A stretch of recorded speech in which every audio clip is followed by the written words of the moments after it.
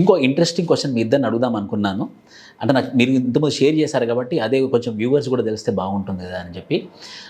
మీరేమో ఒక prolong time, చాలా టైం అశోక్ నగర్లో ఉన్నారు. కానీ వండరింగ్ థింగ్ ఏంటంటే మీకు మళ్ళీ అశోక్ నగర్ మీదే ఇంటర్వ్యూలో క్వశ్చన్స్ అడిగారు. సో ఫస్ట్గా సుజిత్, ఏపీపీఎస్సీలో అశోక్ నగర్ గురించి ఎందుకు అడిగారు ఇంటర్వ్యూలో, అండ్ అశోక్ నగర్ గురించి మీ పర్సనల్ ఒపీనియన్ ఏంటి?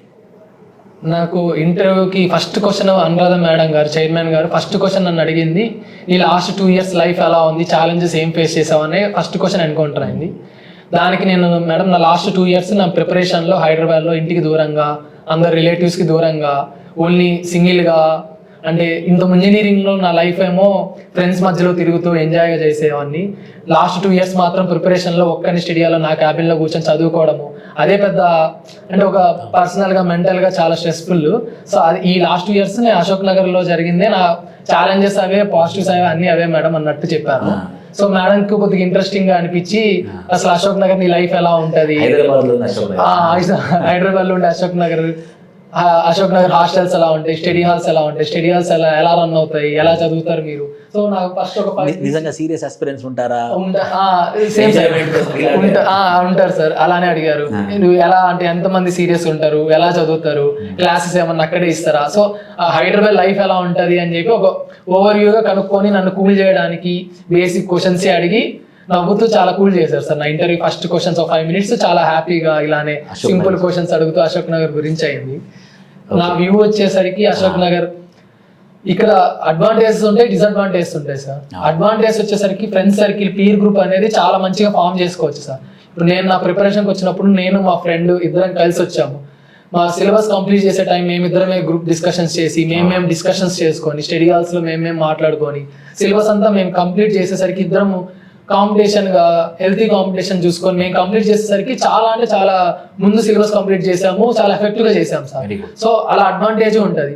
ఒక్కోసారి డిసడ్వాంటేజ్ వచ్చేసరికి కొంతమంది ఎంజాయ్మెంట్ చేస్తుంటారు, వాళ్ళ ప్యాషన్ వేరే దాకా వస్తుంటారు. సో వాళ్ళని చూసి మనం అటు సైడ్ పోకుండా మనం కానీ కొద్దిగా కన్సిస్టెన్సీగా కూర్చోగలిగితే అశోక్ నగర్ని చాలా అడ్వాంటేజ్గా తీసుకోవచ్చు సార్. ఎక్కువ కాలం అవుతుంటే కొద్దిగా మెంటల్ స్ట్రెస్ అవుతుంటుంది ఆ స్టడీ హాల్లో ఒక్కళ్ళము కూర్చొని.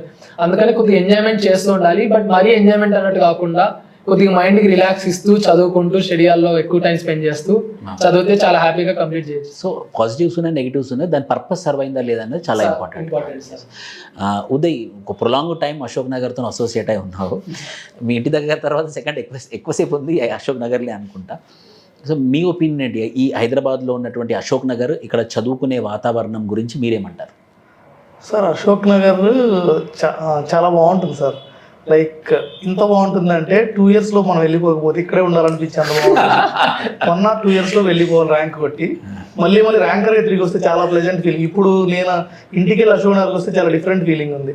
అదే మనము 2 years కొంచెం టైం వేస్ట్ చేయడం, లేదంటే వేరియస్ అదర్ ఫ్యాక్టర్స్ వల్ల ర్యాంక్ రాకపోతే ఇక్కడ వదిలిపెట్టుకోలేము సార్. నాకు తెలిసిన ఫ్రెండ్స్ 10+ years నుంచి ఇక్కడే ఉన్నారు, ఇంకా స్ట్రగ్లింగ్ అనమాట. ఇక్కడ ఎలా ఉంటుందంటే ఒక చాయ్ బ్రేకర్ ఉంటుంది, ఆ చాయ్ బ్రేక్ లాగా ఉంటే చాలా బాగుంటుంది. చాయ్ బ్రేకర్స్, మూవీ బ్రేక్ అంత టైం 2.5 hours టైం చాయ్ షాప్స్ దగ్గర గడిచిపోతుంది అనమాట. ఒకవేళ అశోక్ నగర్ని ఎంజాయ్ చేస్తూ చదవాలి అంటే ప్రాపర్ బ్రేక్స్, ఒక 10 minutes ఆఫ్ బ్రేక్, పొద్దున ఒక 10 minutes, సాయంత్రం ఈవినింగ్ ఒక 1/2 hour ఇట్లా పెట్టుకుంటూ కానీ చేస్తే అశోక్ నగర్ మనకు ఖచ్చితంగా ర్యాంక్ ఇచ్చే పంపిస్తుంది సార్. ఎందుకంటే ఇక్కడ నుంచే అశోక్ నగర్, హైదరాబాద్ నుంచి వెళ్ళిన ర్యాంకర్స్ ఎక్కువ మంది ఉన్నారు తెలుగు స్టేట్స్లో. సో నా సజెషన్, లేదంటే నా ఎక్కువ ఇయర్స్ ఆఫ్ ఎక్స్పీరియన్స్ వల్ల ఎక్కువ రోజులు ఉండకుండా ఒక 2 yearsలోపు వెళ్ళిపోయేటట్లు ర్యాంక్ తెచ్చుకొని వెళ్ళిపోతే తిరిగి అశోక్ నగర్ మనకి చాలాసార్లు తెలుస్తుంది ర్యాంక్ వస్తే. ఒకవేళ ర్యాంక్ రాకపోతే మనకి ఆ మెంటల్ ప్రెషర్, ఆ sustainability, various other pressures from family, friends, ఇవన్నీ ఫేస్ చేసి ఇక్కడ ఉండడం అనేది చాలా బర్డన్ సార్. సో వెళ్తే 2 yearsలో వెళ్ళిపోవాలి. చాలా బాగా చెప్పారు. అంటే హైదరాబాద్ అనేది మనం భౌగోళికంగా డివైడ్ అయ్యామే తప్పించి మానసికంగా డివైడ్ అవ్వలేదు. సో తెలుగు ప్రజలకు ఎప్పటికీ హైదరాబాద్లో రిజల్ట్ ఓరియంటెడ్ ఉంది.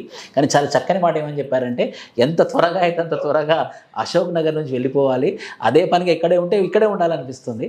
సో మన పర్పస్ సర్వ్ అయిందా కదని చాలా చక్కగా చెప్పారు. Thank you Sujith, and thank you Uday.